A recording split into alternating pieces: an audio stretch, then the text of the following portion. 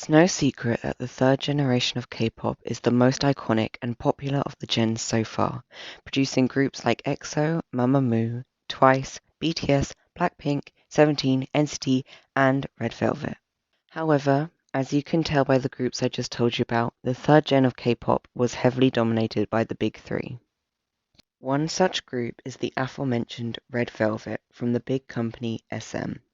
But with them possibly being their most iconic group, why don't they quite feel like they fit into what SM groups are normally like? Why doesn't Red Velvet feel like a typical SM group?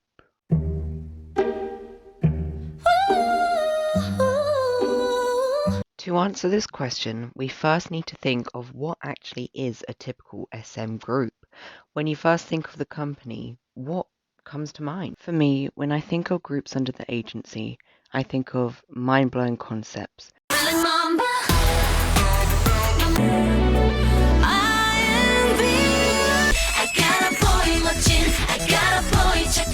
Crazy production.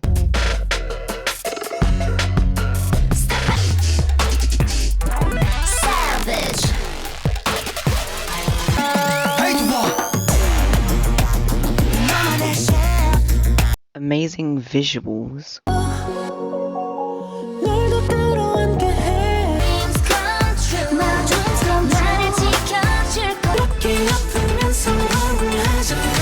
And just experimenting in general. Oh, and also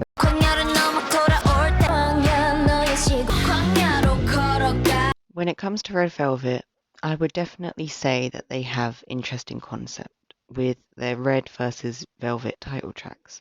Their visuals are of course amazing, and they aren't exactly a stranger to experimenting, seen with songs like Simsalabim, but that's only on occasion. Coupled with some stellar vocals, they seem to at least fit some of the briefs to comfortably sit with the other SM groups. So why does it feel like they don't?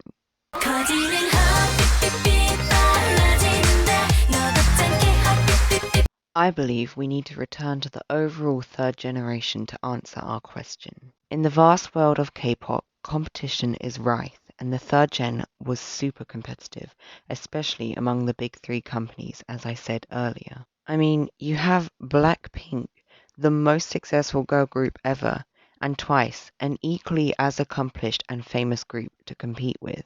I believe, as Red Velvet was the company's only girl group in the third gen, they wanted to stand out from the two others, doing this through their split concepts, while also trying to have their music feel familiar to Twice and Blackpink's, in order to sort of piggyback off their success a little, and not completely isolate listeners.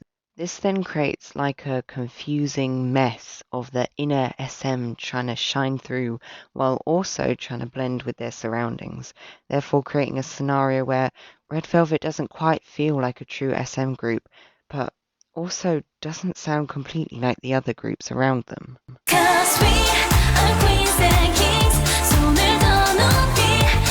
Along with this, I reckon there's another reason why Red Velvet doesn't quite fit in. Just before the girls' debut, EXO debuted, and just after that, NCT did as well. FX was also disbanding as Red Velvet was in their rookie years. Now, I don't think I need to explain, but these three groups are literally some of the most experimental K-pop groups ever. I mean, EXO and FX both play around with interesting production and song structure, and NCT is NCT. Anyways, throughout Red Velvet's time as a group, they have been surrounded by these crazy concepts while not all doing them themselves. Not only this, but later in 2020, the SM Universe was announced along with aespa, yet another highly experimental group, and this time a girl group as well. Red Velvet remains the only active group that isn't so far involved in the SM Universe / weird Kwangya shit they've got going on. I mean, that might not necessarily be a bad thing, to be honest.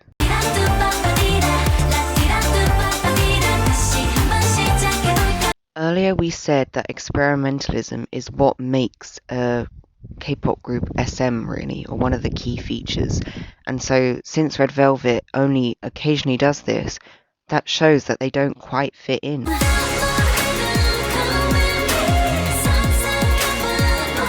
The short answer is no.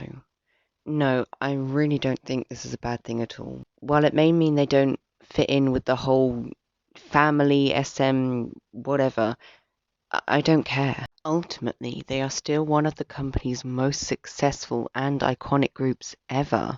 In recent years, I feel like there's been this sort of flanderization of SM entertainment where they're seen as the company that experiments and is really weird and has this whole universe going on. And really, I think we just need to take a step back sometimes and just appreciate the music and make sure the music is good. Some of the best groups and most popular are groups like Red Velvet, Girls' Generation, Shiny, who are unconnected from this whole universe thing, but are ultimately popular because they make good music. I mean, if you really have to, you can give them the occasional experimental song, like I Got a Boy or Feel My Rhythm is fairly experimentational. As long as the music is good, I will listen to it. Now, I know I'm answering a question that, frankly, no one's asking, but it's just been playing on my mind recently, and I thought it'd be interesting to talk about. So, in conclusion, I guess thank you, Red Velvet, for not feeling like a typical SM group. And for the love of God, stay the fuck out of Kwangya.